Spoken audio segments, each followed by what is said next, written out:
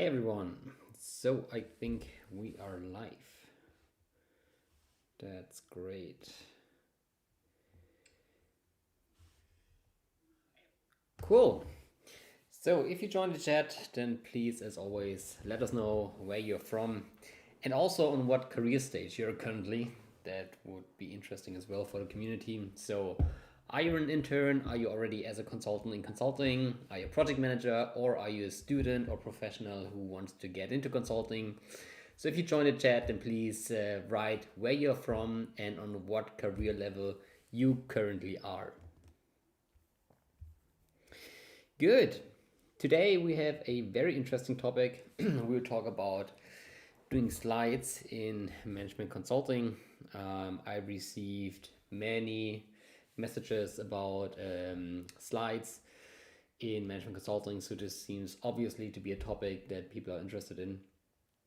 And I see the first question here. I will go through the questions afterwards. Okay, so I will first do the content, and all the questions that you have, just write them in the chat, and I will go through them afterwards when I'm done with all the content.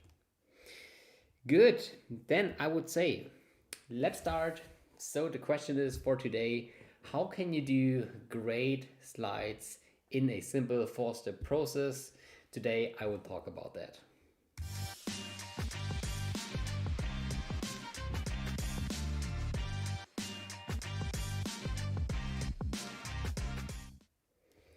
Hi everyone and welcome to this channel. Welcome to Mastering Consulting. And on this channel I want to help you to learn the necessary skills to become a great management consultant while at the same time living a well-balanced private life.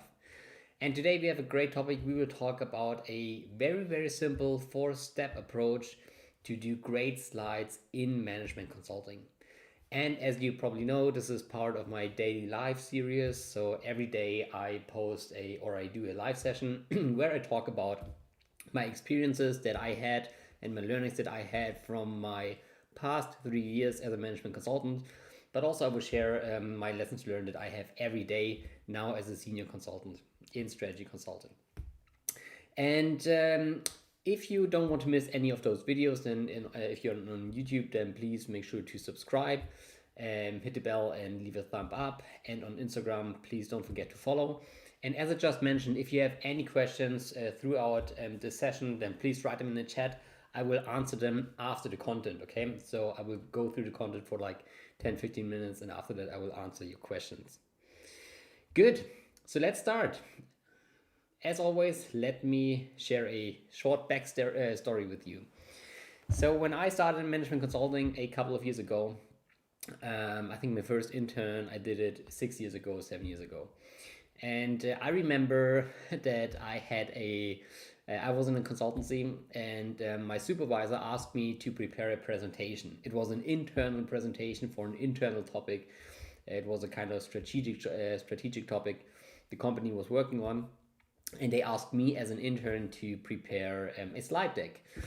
And of course I wanted to show how great I was as a intern, and I put so much work into it. I almost worked like for 2 or 3 weeks every weekend to collect content, to build slides, and to try to make a perfect deck for this internal topic. And after 2 or 3 weeks I was very proud, and I went to my supervisor and asked her for feedback.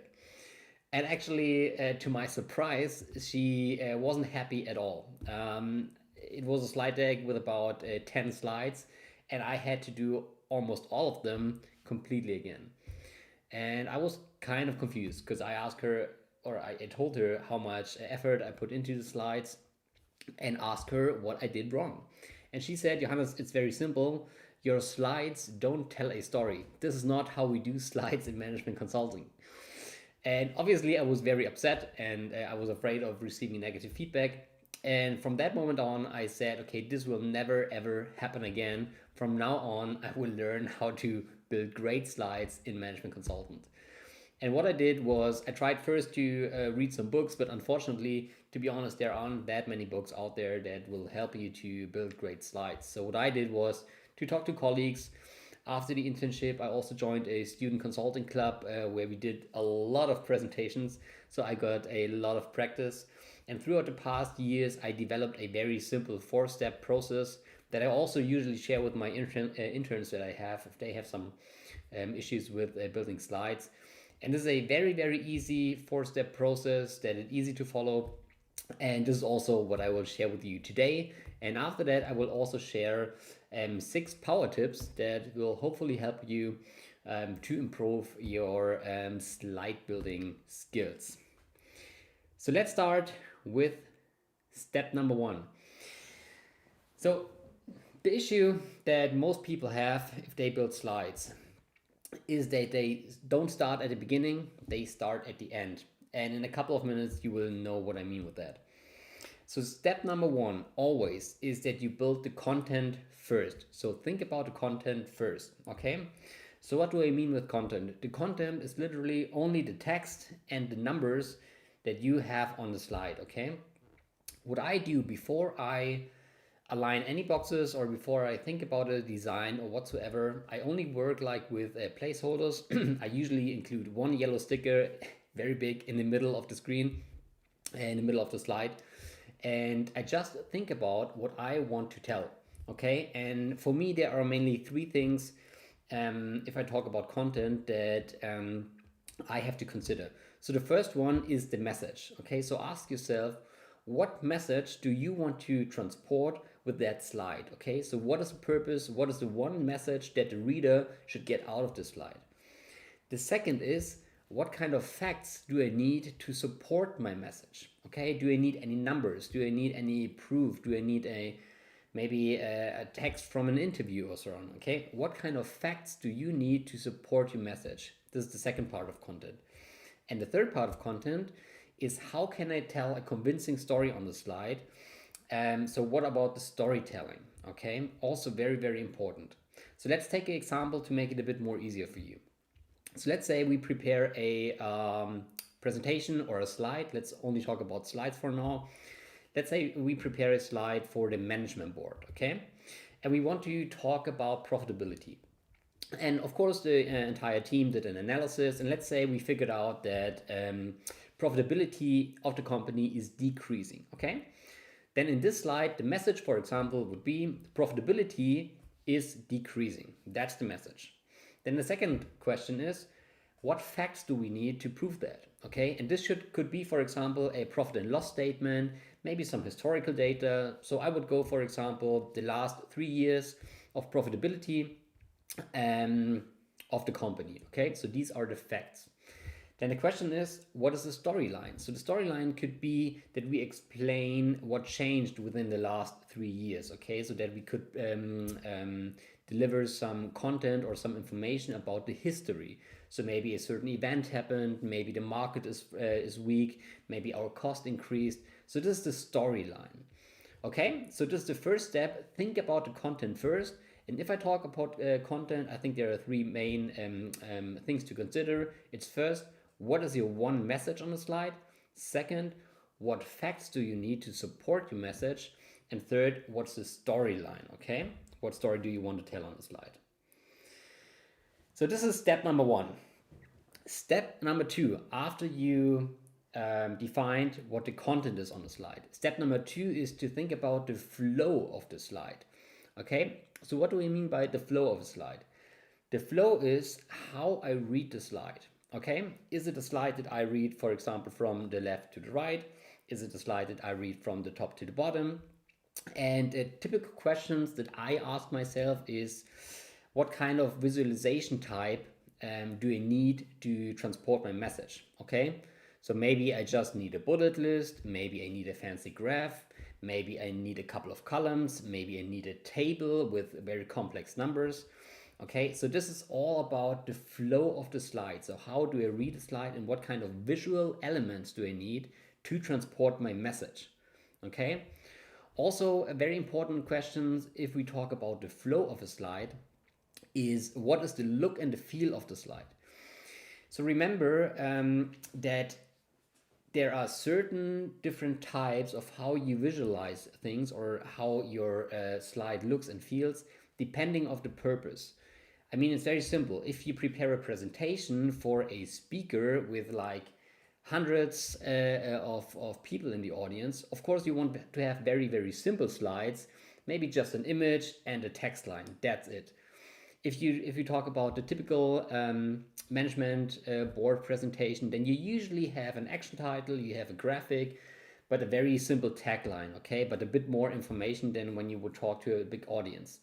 If we talk about a backup slide, or maybe a manual that you're doing, or maybe you want to explain something you did in the business case, then it's totally okay to be very nitty gritty, to have font size 10, for example, and use a lot of information on the slide. Okay, so think about what is the purpose of the slide, what is the audience of the slide, and what elements you can use to visualize your message, your content. Okay? So for example, if we talk about the example we just had, if we want to talk about, or if we want to build a slide for the management board, and we said we want to show that the profitability decreased. For example, we show on the left side a graph that visualizes, maybe a waterfall graph, that visualizes how the profitability changed over the last 3 years. And then we use on the right side 1/3 to include some bullets. Okay, so this would be a very, very simple flow. So this would mean you read from the left to the right. So first you look on the waterfall chart and then you read the text. Okay, so this is what I mean with thinking about the flow of the slide. Okay, so first of all, think about the content, and second, think about the flow of the slide. Then step number 3 is that you think about the design of the slide. And this is simply about how can I make the slide look nice. So maybe I need to include some icons, maybe I need to include a very fancy graphics, maybe I want to include some color elements or something like that. So this is all about making this slide look nice. The thing is that most people start with the design, but this is really almost the last thing that you do, okay? So after talking about the content or thinking about the content, after thinking about the flow, then you think about the design. And keep in mind that usually the design of the slide, so only making it look nice, this takes the longest. And if you can, you should outsource it, okay?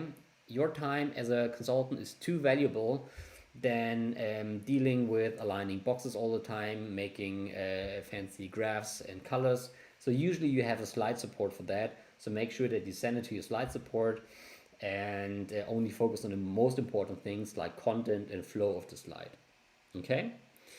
And then finally, step number 4 is that you do a quality check. Okay? So this means that you read through the text, check the text for mistakes, that you double check your numbers. So are these the right numbers? Do the numbers align with the numbers that you showed in other slides, for example? But also, is the slide easy to read? And is it self-explaining? Okay, so usually a reader should be able to understand the slide without any further comments. Okay, also make sure that you check your headlines, that you check your number formats, that you check your footnotes, and also is the font size right? Do you use the right CI colors? And is in general the format okay? So are the boxes aligned and so on? Okay. So this is very important, and the 4th step is quality check. So to repeat, step number 1 is first think about the content, okay? Step number 2 is think about the flow. Step number 3 is think about the design, and step number 4 is thinking about the quality and doing the quality checks. So this is a very simple 4-step process that helps you to always get to a great result. And even now, after like 3 years, I still apply this approach, okay? And although very often I already start with a very clear idea in mind, and I don't need to go through all of these steps one by one. And in my head, although I do it very quickly, I always apply these 4 steps in order to build the slide, okay? So let's continue with power tips. Okay, so we talked about the 4-step process, and now I want to share some power tips that I found to be very valuable during my last 3 years. So power tip number 1 is that you think about the audience and the purpose. Okay, so make sure that your slide fits the audience. It's completely different if you talk like to a member of the management board than if you talk to a very operational guy, maybe in controlling, who's used to see tables of numbers. Okay, so think about the audience and make sure that overall the content and the flow of this of your slide fits or is easy for the audience to understand. Okay, very important. Power tip number 2 is that you think about the storyline first if you work on a presentation. So what I usually do, especially if I work on larger presentations, is that I just outline the storyline in an email and then I only use bullets. Okay, so I do that to align with my supervisor and my team up front. So usually I send this email to my project leader or to the partner that we are aligned about the storyline in the deck. What I don't want to happen is that I spend time working on the deck and after that the partner comes and throws it all over again and says, okay, no, I have a completely different story in mind. So you don't want that to happen because this can waste like weeks of work, okay, I promise you.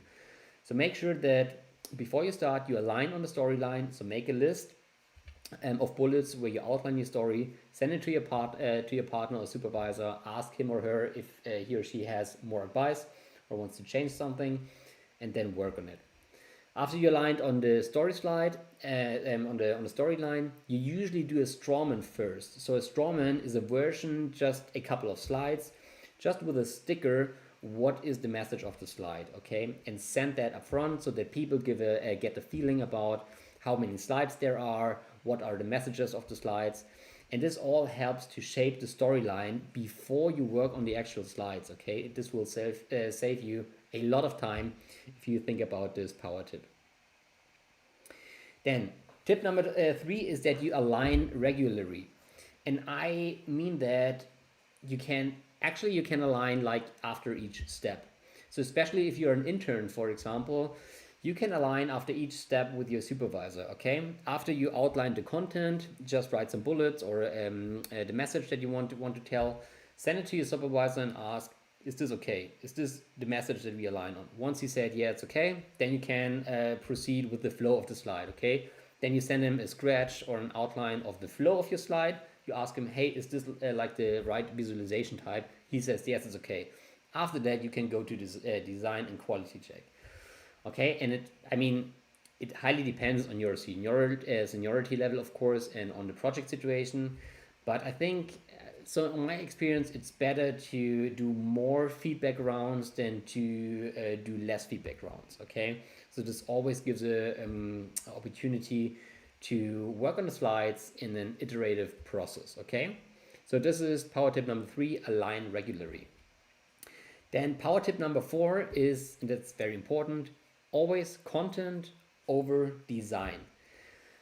The biggest mistake that most junior consultants do is that they start with the design. So before they think about the content, they try to put in very nice icons to make very fancy graphics without even having the content aligned first, okay? So if you have time, like if you have 1 hour to build a slide, then please use 50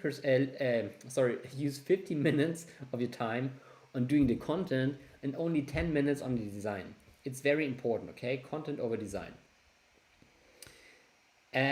Power tip number 5 is that you have to do your homework. So this means that make sure that you have a good action title, make sure that all the boxes are aligned, font sizes, formats, units.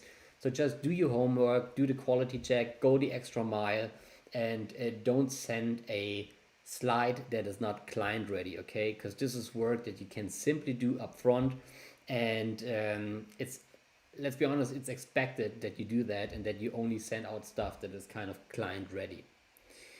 And then the last step is that you, over time, build a repertoire. So what do I mean by that?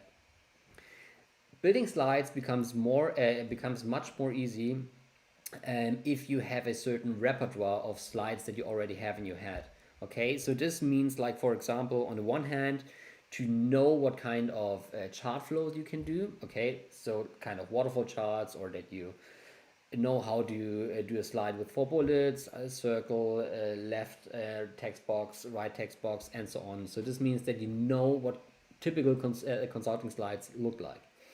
But also this means like to have certain templates ready that you easily can click together, and that will save you a lot of time while building the slide. Okay. Also try to get a lot of practice, as much practice as possible. So if you're still in university, if someone has to do the presentation, always do it and say, okay, you will build the presentation, because this will give you the extra practice that you need in order to be prepared for your consulting career. Okay, so this is the last power tip: build a repertoire and practice. So that's it. I hope this brought value to you. Just to summarize, so the 4-step process is: first, to think about the content. It's second, to think about the chart flow or the slide flow. It's third, to think about the design, and fourth, to think about the quality. Okay, so I hope this brought value to you. I will go now through the chat. If you have questions on topic or off topic, just write them in the chat and I will go through it.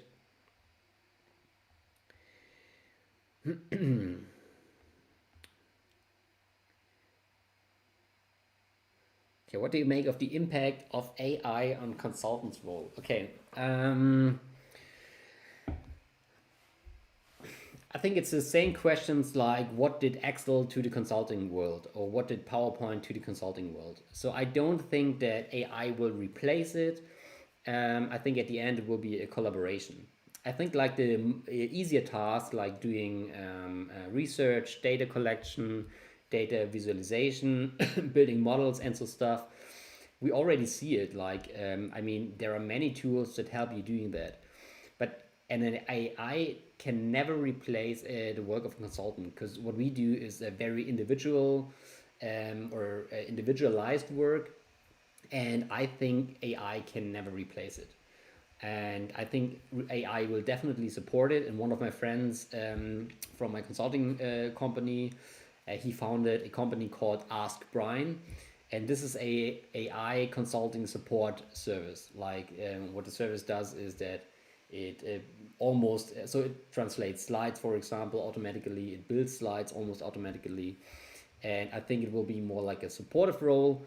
And I think our consulting work will move much more towards content and will be less about making slides and researching data, for example. Okay, so I think that is what AI will do to consulting.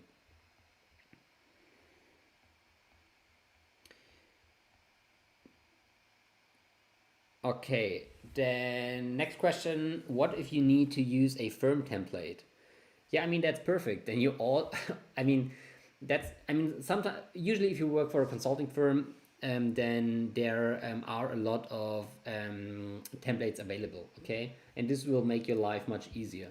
So usually this helps in the second step, thinking about the flow of a chart, okay? So this is where you typically use templates. And the more templates you have, the better it is. And if the client says to you up front, okay, he or she wants the slide in a certain design or in a certain flow and in a certain template, I mean, then you're all good, right? Then you don't have to think about step 2. But nevertheless, you have to think about the content and about the design and quality. Okay, so this only makes your life much easier.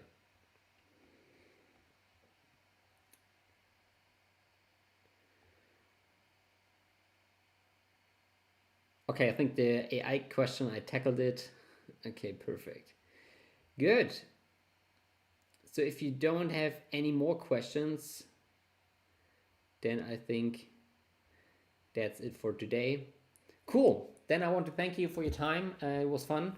If you have more suggestions for the live sessions and the content that I talk about in the live sessions, then please write me a personal message on Instagram or leave a comment on YouTube. And as I do live sessions every day, I think we have enough time to cover every topic that you're interested in. So with that being said, I want to thank you for your time and hope you have a great evening. And I will talk to you tomorrow. Goodbye.